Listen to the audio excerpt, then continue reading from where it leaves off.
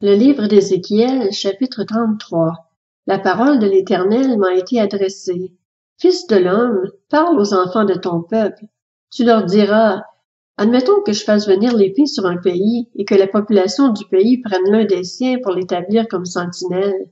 Si cet homme voit venir l'épée sur le pays, sonne de la trompette et avertit le peuple, mais que celui qui entend le son de la trompette ne se laisse pas avertir et se laisse surprendre par l'épée, il sera seul responsable de sa mort. Il a entendu le son de la trompette, mais ne s'est pas laissé avertir. Son sang retombera donc sur lui. Si en revanche il se laisse avertir, il sauvera sa vie. Si la sentinelle voit venir l'épée et ne sonne pas de la trompette, si le peuple n'est pas averti et que l'épée vienne prendre la vie à quelqu'un, cette personne mourra à cause de ses fautes, mais je réclamerai son sang à la sentinelle. C'est toi, fils de l'homme, que j'ai donné comme sentinelle à la communauté d'Israël. Tu dois écouter la parole qui sort de ma bouche et les avertir de ma part. Quand je dirai aux méchants, toi qui es méchant, tu vas mourir, c'est certain. Si tu ne parles pas pour avertir le méchant afin qu'il renonce à sa conduite, ce méchant mourra à cause de sa faute, mais je te réclamerai son sang.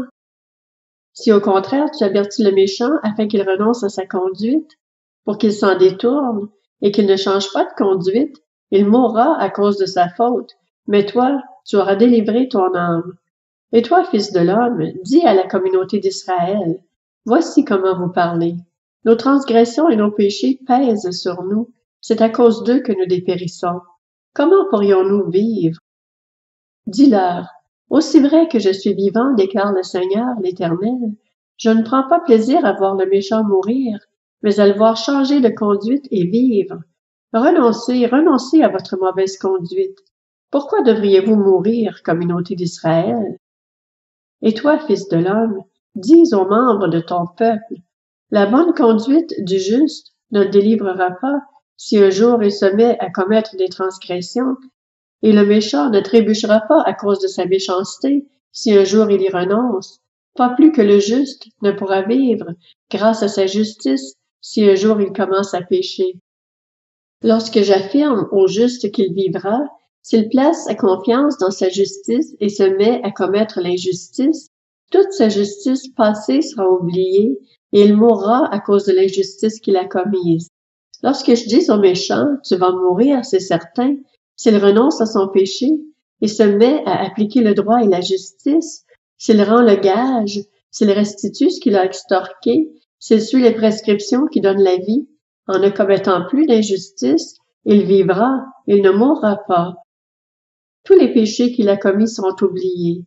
Puisqu'il applique le droit et la justice, il vivra, c'est certain.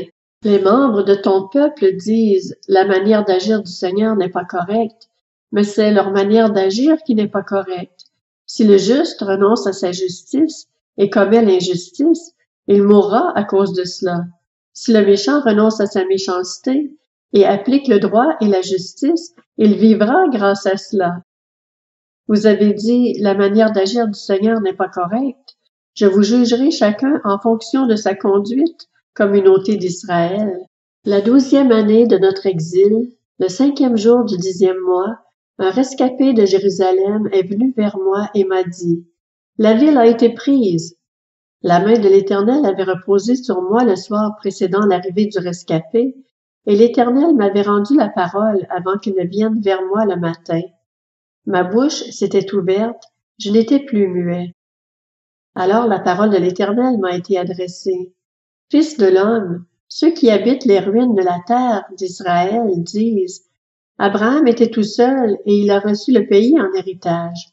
Puisque nous sommes nombreux, c'est à nous que le pays a été donné en propriété. C'est pourquoi annonce-leur. Voici ce que dit le Seigneur, l'Éternel. Vous mangez vos aliments avec le sang, vous levez les yeux vers vos idoles, vous versez le sang, et vous posséderiez le pays?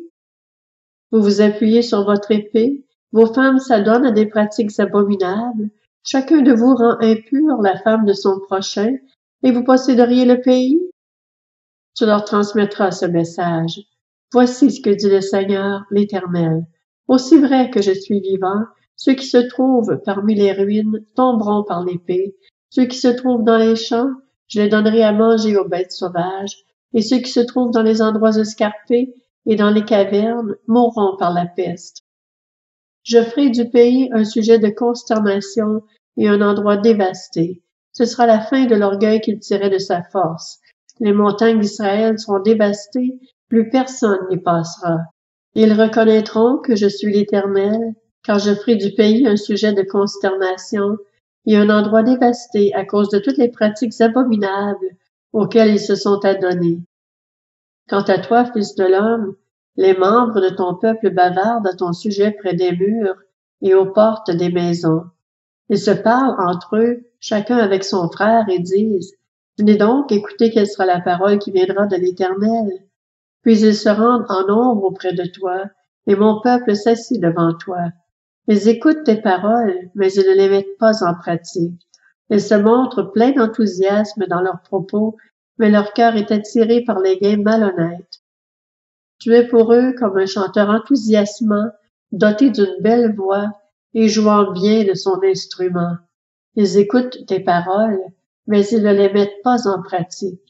Quand tout cela arrivera, et voici cela arrive, ils reconnaîtront qu'il y avait un prophète au milieu d'eux.